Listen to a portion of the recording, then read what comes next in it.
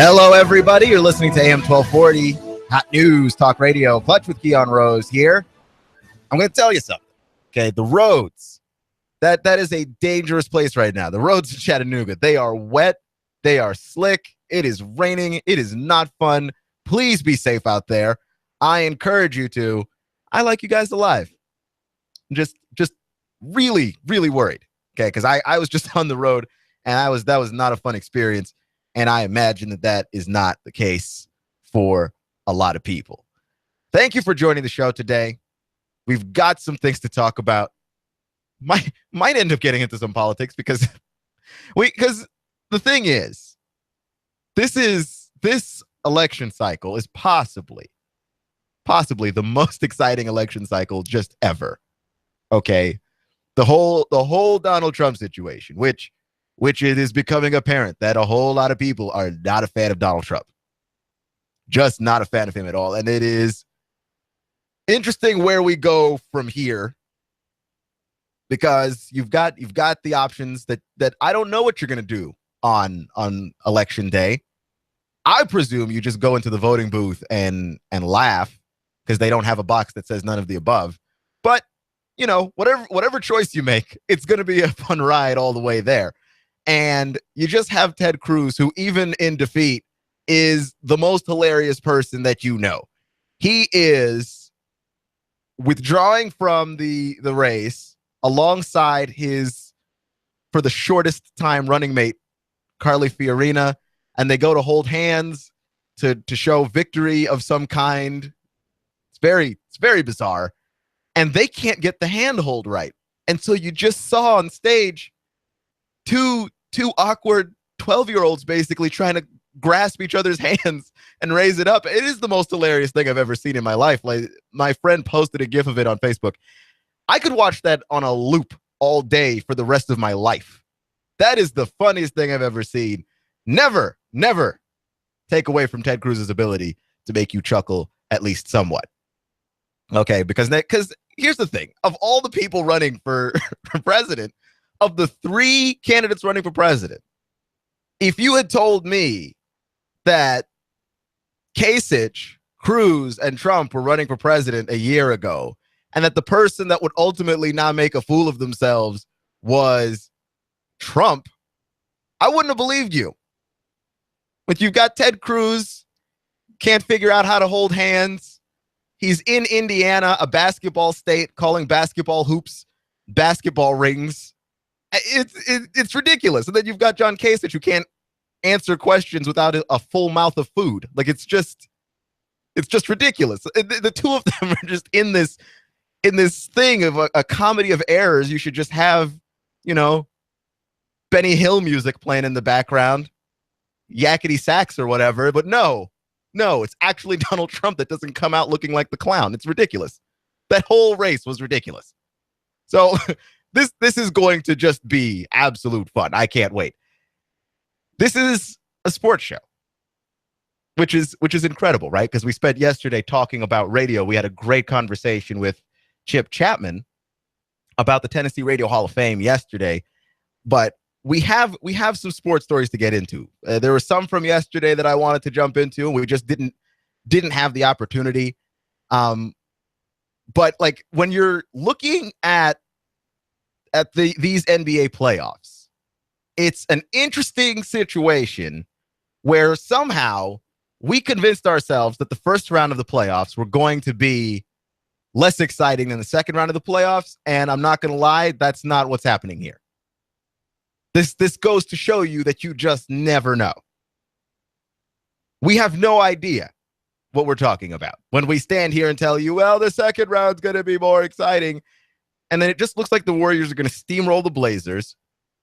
Thunder Spurs might actually turn out to be exciting, but I don't know. The Spurs didn't play well. They were down by 17, and they still almost lose a game that the refs bungled several calls at the end of. And you want to say with absolute certainty, like, we know where this is going. We have no idea where this is going.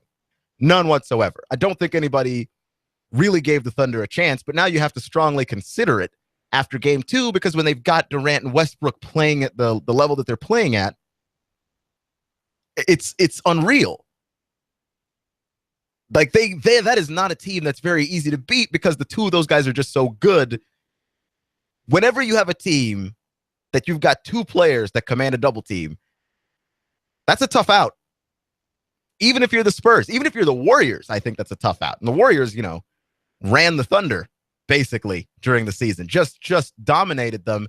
And I still think that would be a tough out for them. Certainly not something that you could just clearly pencil in.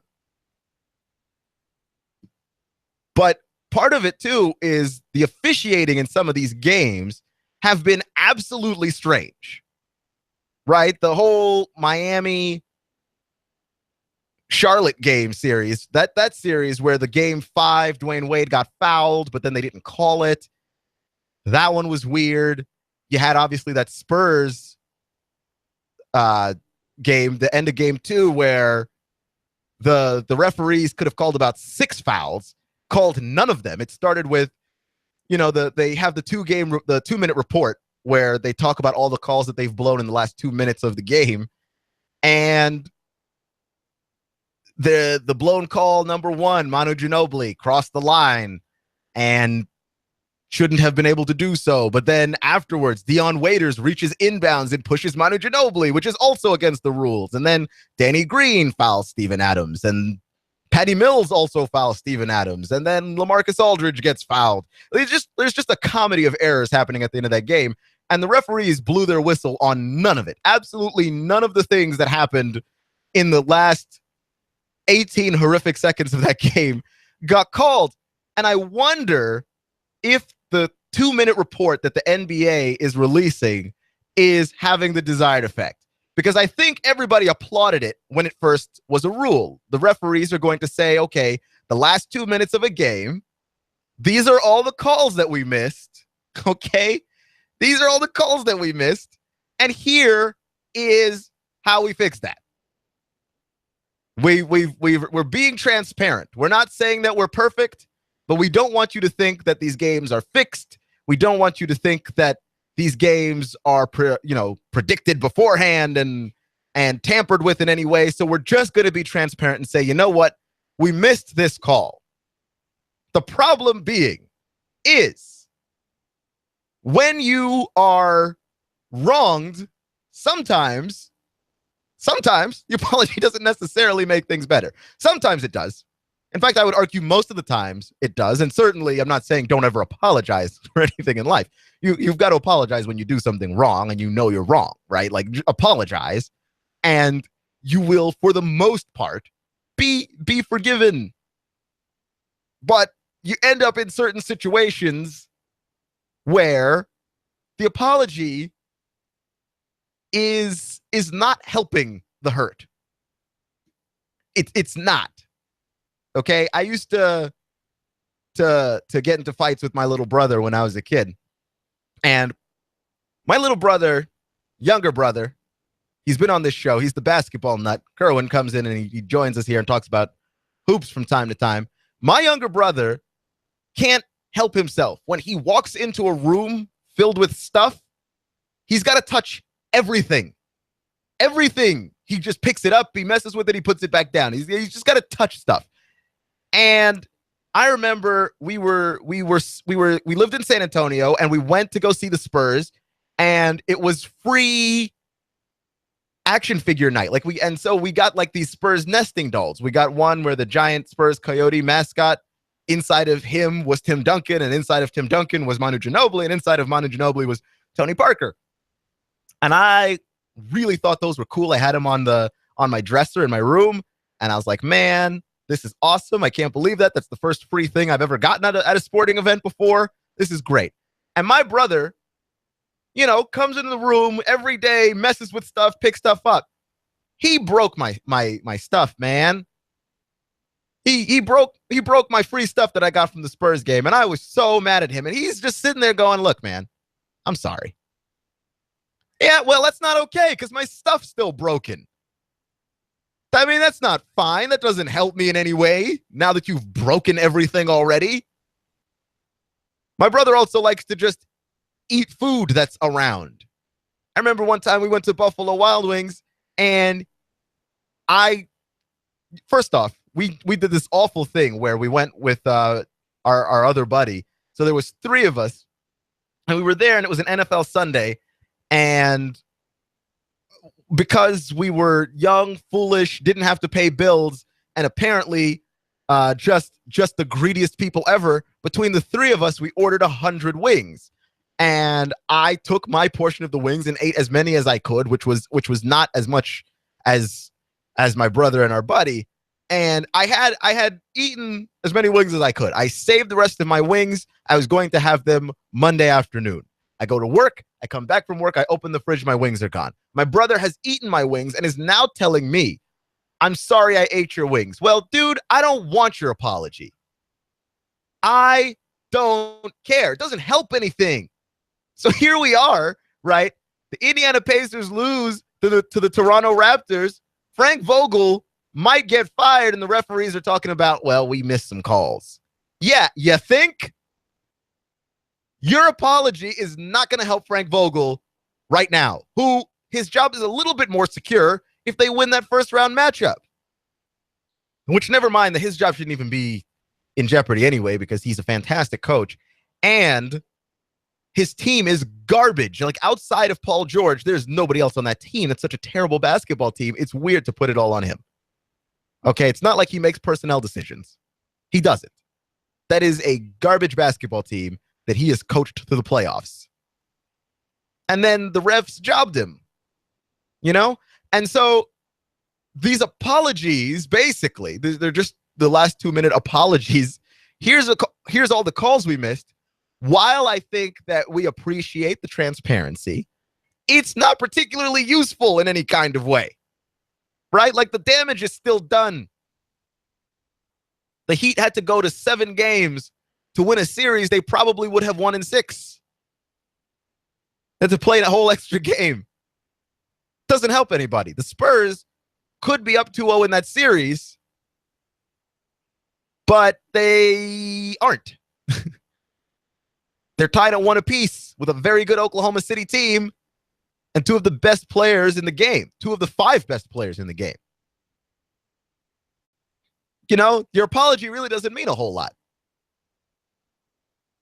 And I thought the question that gets raised here, obviously, is if they did that for SEC football, ever, does that go over well? I can't imagine that it does, right? Tennessee's playing Alabama. The refs do the thing that they do, which it's just not human, which is to make calls for action happening in a split second with the naked eye and sometimes the help of replay, and to be accurate. Like, that, what you ask referees to do, not physically possible. Not physically possible to be consistent in doing. And Tennessee is playing Alabama, and you ask a referee to make that call. And then they publish a 2-minute report the next day. I'm telling you what, the South would riot. Okay, depending on which school ended up winning the game. All right, I see the Vols fans, like the Vols. And there's no disrespect to Tennessee, but the Vols are very used to disappointing losses. Like, things just not going quite the way that they should. That Oklahoma game last year, that Florida game last year, that is a study in making the best with what you've got, because those games ended so poorly, and Tennessee fans can kind of deal with that. Bama fans, you guys expect to win everything. I can't even imagine what would happen if you got jobbed by the referees and the referees had to admit it. Do we put the referees in witness protection? Because that's how that would have to go. That's exactly how that would have to go, right? Because there's no way that anybody deals with that amicably enough and peacefully enough for this to be a real thing. You could never do that in SEC football. The South would literally break in half. Like, seriously, like Georgia and Florida would just snap off of the continental United States and float away into the Atlantic from just the sheer rage. You wouldn't be able to do it. You can't do that. That is such a dangerous thing to do. And it's amazing that it's worked in the NBA. To the point where I almost wonder if the NBA is trying to do the whole NFL thing. Because if they are, I really like that plan. The NFL thing being, even bad news is good news because people are talking about it. When you have a controversial finish to the game, like Spurs Thunder, everybody talks about it. Like, everybody that's into basketball or into even just sports, because there's no way that you don't wake up in the morning and not watch a sports show if that's your deal, or listen to somebody on the way into work that's not mentioning it. Even locally here, we are not in Oklahoma City or San Antonio, obviously, and we have to mention it because it's such a big deal. It's incredible. I don't think the league could do that, but at the same time, the conversation around, was his foot really on the line? Did Dion Waiters really push Ginobili? And you have to go back and think about it and go back and watch it. That conversation, that's a fun conversation to have. It truly, truly is. And that conversation is driving traffic towards the NBA. And you wonder, because the NFL has got so many controversies, and I've wondered that, like, I've always thought the NFL was the one that could survive any scandal. Because what you've got going on in football is a situation where we're learning more about concussions. Players are suffering CTE, which could shorten their lives and lead to early onset dementia as early as in their 40s. You've got that. Everybody's got steroids. Everybody's fighting that battle. And in the NFL, you've got certainly an increasing lack of parity. You've got Roger Goodell being a jackwagon with the whole Deflategate thing. You've got domestic abuse as a main theme in the NFL. You've just got all of these things, and somehow the NFL season will roll around and we will just watch football. Like, none of that stuff is happening. Kids are dying playing high school football in obviously an attempt to make it to the NFL, because that's what every kid dreams of. You know, like, I realized at some point early in life that I wasn't going to make it to the NFL, but there was a point where that was the dream. You know, I'm Seventh-day Adventist, and the whole thought that crosses your mind is, okay, when they practice on Saturday, how are you going to practice on Saturday if you've got to go to church? And then you learn, oh, Barry Sanders is Adventist? Well, I mean, he's one of the greatest running backs of all time. He's one of the greatest running backs of all time. He's like me. I could make it in the NFL. Every kid wants to be in the NFL. Well, the game of football is killing kids, and people are still watching football. Like, it is impervious to all damage. And I always thought the NFL was the one sports organization that could get away with that. And what I'm learning from the NBA is maybe I might have been mistaken. Because in order to tell people that in the last 28 seconds of a game, you blew 6 calls. At any point, you could have blown the whistle against either team, and you didn't. That's a tough thing to admit and think that people are going to tune in the next day and watch. But what actually might be happening is it's driving more traffic towards the sport. The controversy should be killing it, and it's actually making it stronger. Okay? For instance, okay, let's reference back to old Donald Trump that we were talking about earlier. It's interesting to me because the media has given Donald Trump a ton of attention because you never know what he's going to say. You don't know. He's not particularly beholden to anybody in particular, which makes him, scary to the establishment, scary to the powers that be, and makes him highly entertaining to every news network. I don't care who you are. MSNBC, CNN, Fox, doesn't matter. You are interested in what this guy's going to say. And Donald Trump sometimes puts his foot in his mouth. Sometimes he missteps. Sometimes he says things or fails to say things that should be completely obvious that you say or don't say. And yet he gets extra coverage because of these things. And it's all free coverage. He doesn't have to pay for extra coverage.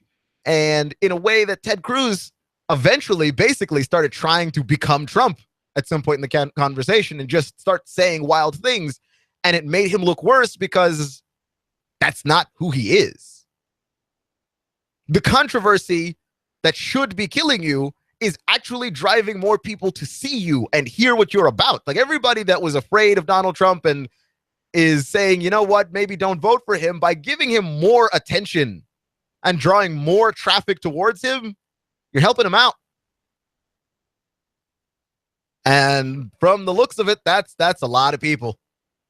That is a lot of people.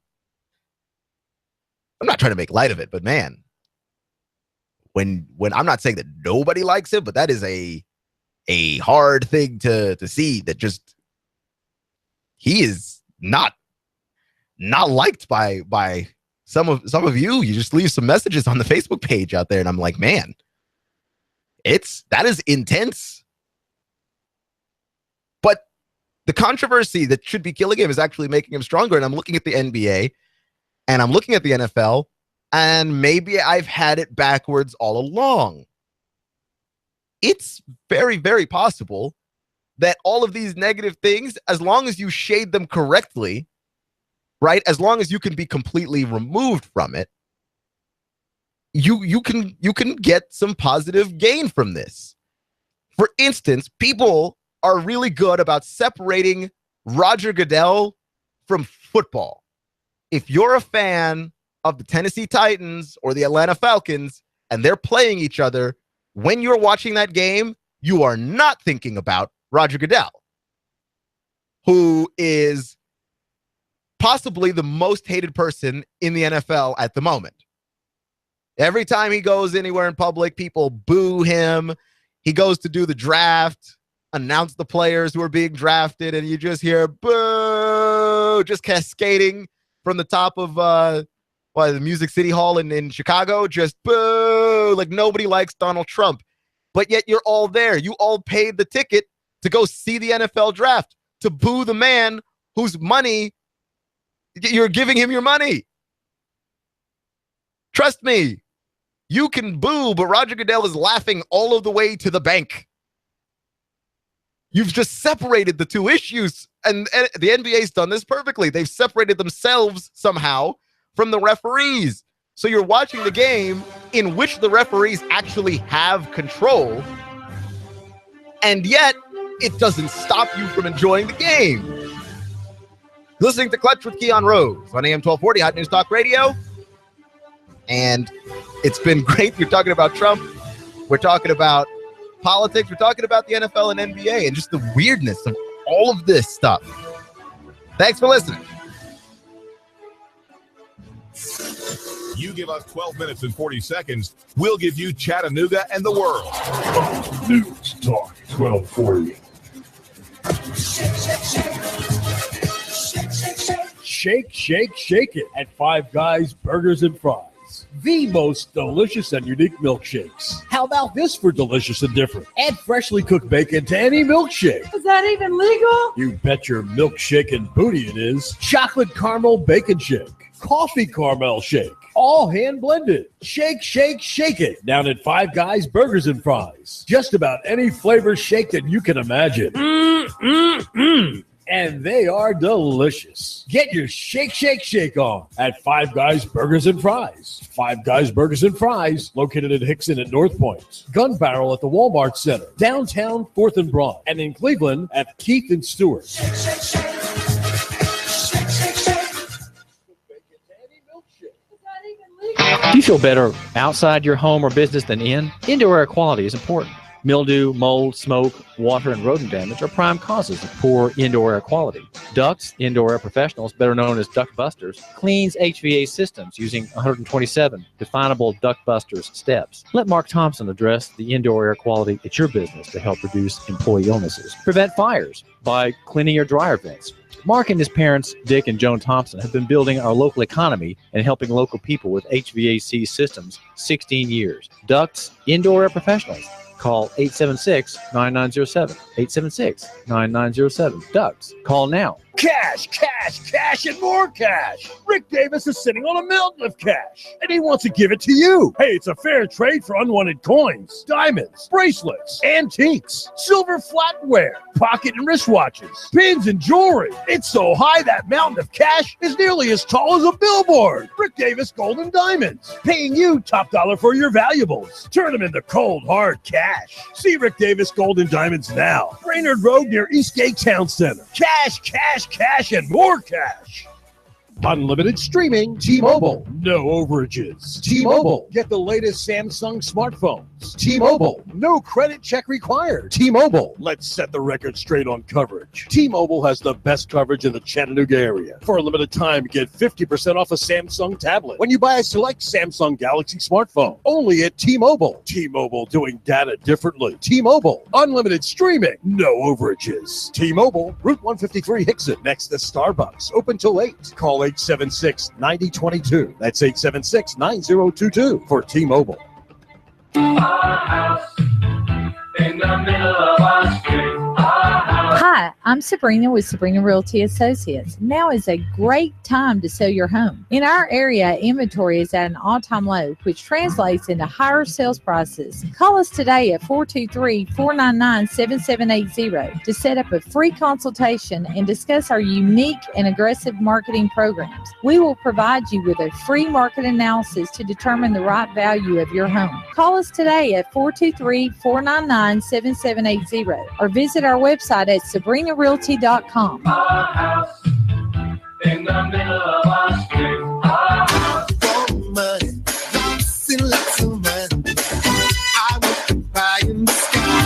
On your signature, you can get $150,000. Can you believe that? $150,000 on your signature. Hi, I'm Bruce Krebs with the Entrepreneur Source. There's a program right now that you can get $150,000 on your signature with no pledge of collateral or personal guarantee. Call me at 423-875-5621 to learn more. 423-875-5621. You've been thinking about starting a business? Don't do it on your own. I have a proven track record for the last 13 years, a 96% success rate. I can guide you into a franchise where you will pay yourself through the startup phase with very low or little risk. Call me now. I'm Bruce Krebs at 423-875-5621. And make sure to listen to the Entrepreneur Hour every other Wednesday from 11 to 12 o'clock. Call me now, 875-5621.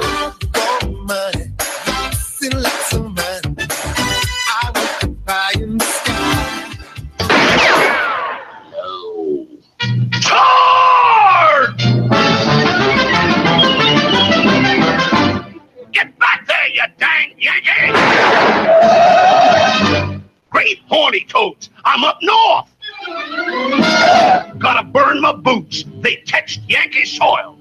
Lay down your arms and step forward, Yankee! What's the hassle, schmassel? My orders from General Lee is to hold the Macy-Dixie line, and no Yankees are crossing it. You give us 12 minutes and 40 seconds, we'll give you Chattanooga and the world. News Talk 1240.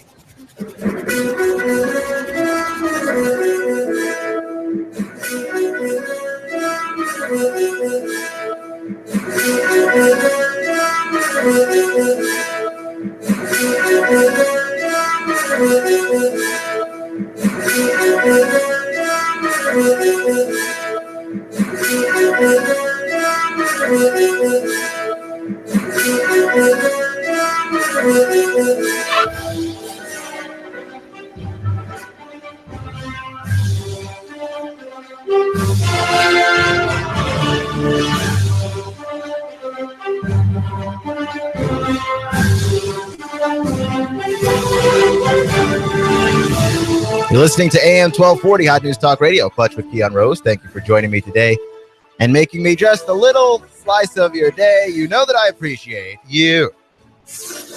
You give us 12 minutes and 40 seconds, we'll give you Chattanooga and the world. News Talk 1240. Cannot be stated enough how much it is that you make this show possible anytime you've got. I appreciate it. Make sure to check us out on Facebook, Twitter, and YouTube. Okay, those are great places that you can join the conversation. Many of you already have, and I'm looking forward to more conversation happening. Okay, this one-way medium, it's not radio. We go two ways. And if you have trouble figuring out where to find us on social media, I recommend going to hotnewstalkradio.com. You can find our social media pages on there as well.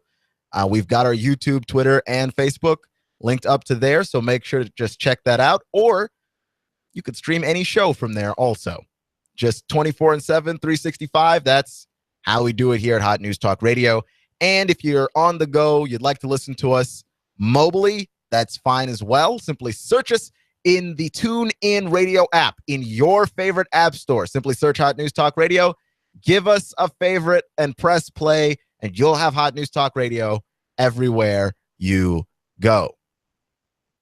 My favorite part of sports is trash talk. I enjoy it. I enjoy when people just say terrible things, usually in an attempt to get the opponent riled up. But here's the thing about trash talk. Trash talk cuts two ways. Trash talk allows for the opportunity of bulletin board material, getting the other guy fired up. Famously, Kobe has used bulletin board material. Michael Jordan, Steve Smith, angry people.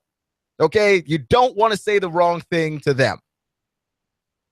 You'll get them fired up, and you get them into the game. Tom Brady, don't tell that guy he can't do something. He will wreck your defense. Okay, and what's great about college sports is that the trash talk is particularly personal. When somebody insults your team, it really feels like they insulted you. So when Tennessee defensive coordinator Bob Shoop said that nobody was going to be running on Tennessee this season, as you can imagine, a few antennae went up. Just a few, just one or two. You're looking at a situation where presumably you just created bulletin board material for Alabama.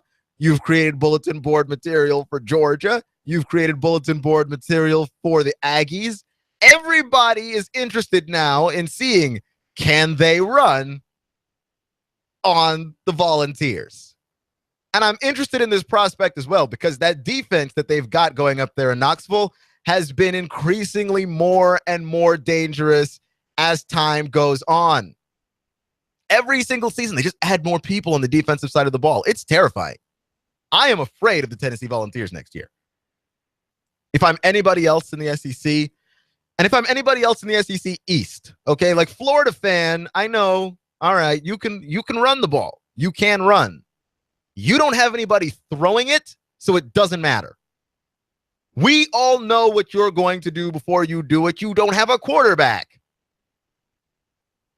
All right, and we'll see where Georgia is. Okay, it's going to be tough because, I mean, you can't stop Nick Chubb even if you know he's coming. That guy's just a beast. Nick Chubb is an animal, okay? You're really hard to contain that particular fellow. But I would love to see if Tennessee can back up their boast here, because it's a very, very interesting thing to do and say. You sometimes wonder and worry, but I like the confidence. I like the trash talking. Say that you're going to stop everybody, but then actually do it. Don't be all talk and no action. Tennessee defensive coordinator Bob Shoop said, "We're very committed. We're going to stop the run. Nobody will run the football on the Orange Swarm. Nobody will run the football on Tennessee." And so I'm looking forward to week 7 against Georgia, because that's a great running team. I'm looking forward to Alabama, even though I'm a little less excited because of the whole Derrick Henry situation. Derrick Henry, Heisman Trophy winner. He's in the NFL now. So we'll see how the replacement does. But we know that Alabama always just has just enormous, large running backs. Just doesn't matter who's back there, really. That guy is going to be gigantic, and that offensive line is going to be great. But Tennessee's defensive line has been getting bigger over the past several seasons, and this is possibly the most dominant they could be. they could be possibly one of the great defenses that we've seen in the SEC. I would say in an underrated kind of way, because everyone assumes that it's going to be, Alabama's going to be the team that crushes everybody defensively and stifles you.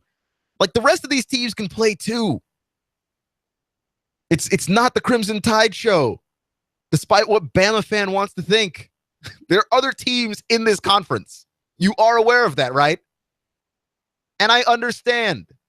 There's a history of disappointment from the Tennessee Vols, and I think this is really the first time in a very long time they've promised so much, and this is the first time that they're actually capable of promising all of that.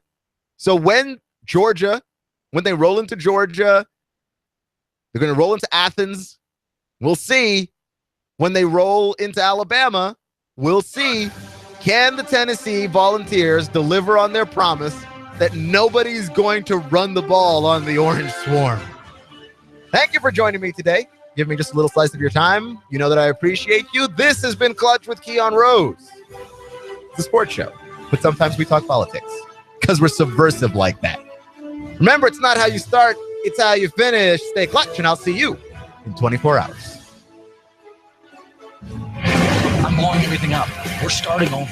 I'm doing a new show. I want guys who push it to the middle of the table and go over the top. Take a risk, fail miserably. I'm right, and I'm not wrong, and I'll never back down. Conflict works. Allow it. It's The Herd with Colin Cowherd. Right here and everywhere. Noon Eastern. You give us 12 minutes and 40 seconds, we'll give you Chattanooga and the world. News Talk 1240. You give us 12 minutes and 40 seconds, we'll give you Chattanooga and the world. WSDT Sunny Daisy, Chattanooga. The path is cleared for Donald